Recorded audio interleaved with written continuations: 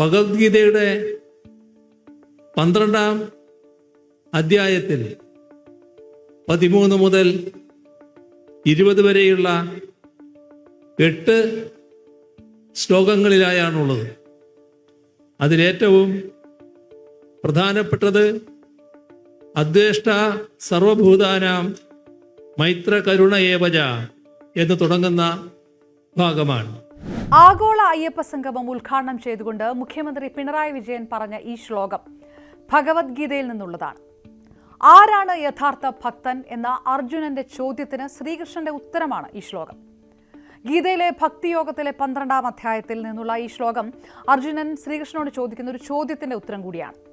ഈശ്വരനെ രൂപത്തോടെ ആരാധിക്കണോ അതോ രൂപമില്ലാത്ത ദൈവത്തെ ധ്യാനിക്കണോ എന്ന ചോദ്യത്തിന് രൂപമില്ലാത്ത ദൈവത്തെ ആരാധിക്കൽ ബുദ്ധിമുട്ടാണെന്നും മനുഷ്യർക്ക് ശരീരവും മനസ്സും ഉള്ളതിനാൽ അവ്യക്തമായ ഒന്നിനെ ധ്യാനിക്കാൻ പ്രയാസമാണെന്നും പറഞ്ഞുകൊണ്ടാണ് ലോകത്തിലെ യഥാർത്ഥ ഭക്തൻ ആരാണ് എന്ന് ശ്രീകൃഷ്ണൻ പറയുന്നത്. ഒരു ജീവജാലങ്ങളോടും വെറുപ്പില്ലാത്തവൻ, കരുണയുള്ളവൻ, മറ്റുള്ളവർക്കിടയിൽ വെറുപ്പുണ്ടാക്കാത്തവൻ, സ്വാർത്ഥ ചിന്ത ഇല്ലാത്തവൻ, അഹങ്കാരമില്ലാത്തവൻ, ഉള്ളതിൽ തൃപ്തിയുള്ളവൻ, അത്യാർത്തിയില്ലാത്തവൻ, സുഖവും ദുഃഖവും തുല്യമായി സ്വീകരിക്കുന്ന, സകല ചരാചരത്തോടും ക്ഷമയുള്ളവൻ, ദൃഢനിശ്ചയമുള്ളവൻ, മനസ്സും ബുദ്ധിയും ഈശ്വരനിൽ അർപ്പിച്ചിരിക്കുന്നവനാണ് യഥാർത്ഥ ഭക്തനെന്ന് ശ്രീകൃഷ്ണൻ പറയുന്നതാണ് ഈ ശ്ലോകം.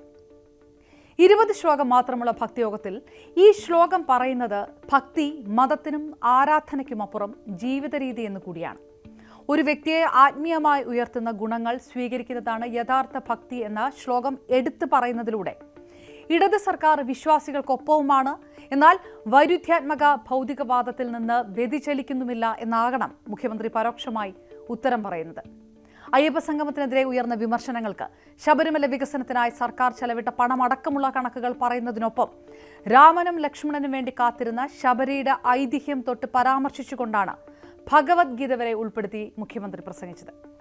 ശബരിമലയിൽ ആചാരലംഘനത്തിന് കുട പിടിച്ചിട്ട് തെരഞ്ഞെടുപ്പ് അടുക്കുമ്പോൾ വിശ്വാസികളുടെ വോട്ട് തട്ടിയെടുക്കാൻ CPM ശ്രമിക്കുന്നു എന്ന ആരോപണം ഒരു വശത്തുണ്ട്. യുവതീ പ്രവേശനത്തിലെ സത്യവാങ്മൂലം തിരുത്തുമോ എന്ന പ്രതിപക്ഷത്തിന്റെ ചോദ്യം മറുവശത്തുണ്ട്. ഇതിനെല്ലാം ഒപ്പം തന്നെ നവോത്ഥാന പാതയിൽ നിന്ന് സർക്കാർ വ്യതിചലിക്കുകയാണോ എന്ന ഇടത് ആക്ടിവിസ്റ്റുകളുടേതടക്കം ചോദ്യങ്ങൾ മറ്റൊരു ഭാഗത്തുമുണ്ട്. ഇതിനെല്ലാം ഇടയിലാണ് മതമോ ആരാധനയോ അല്ല, ജീവിത രീതിയും ഗുണങ്ങളുമാണ് യഥാർത്ഥ ഭക്തനെ നിർവചിക്കുന്നതെന്ന ഭഗവത്ഗീത ശ്ലോകം മുഖ്യമന്ത്രി എടുത്തു പറയുന്നത്. സംഗമത്തെ വിമർശിക്കുന്നവർ യഥാർത്ഥ വിശ്വാസികളല്ല, ഭക്തി പരിവേഷമായി അണിയുന്നവർക്ക് പ്രത്യേക അജണ്ട എന്നുകൂടി പറഞ്ഞുകൊണ്ട് മുഖ്യമന്ത്രി ഇത് പറയുമ്പോൾ അത് രാഷ്ട്രീയ വിമർശനങ്ങൾക്കുള്ള പരോക്ഷ മറുപടി കൂടിയായി മാറുന്നു. അതിലിനി രാഷ്ട്രീയ പ്രതികരണങ്ങൾ ഉണ്ടാകുമോ എന്നുകൂടിയാണ് അറിയേണ്ടത്.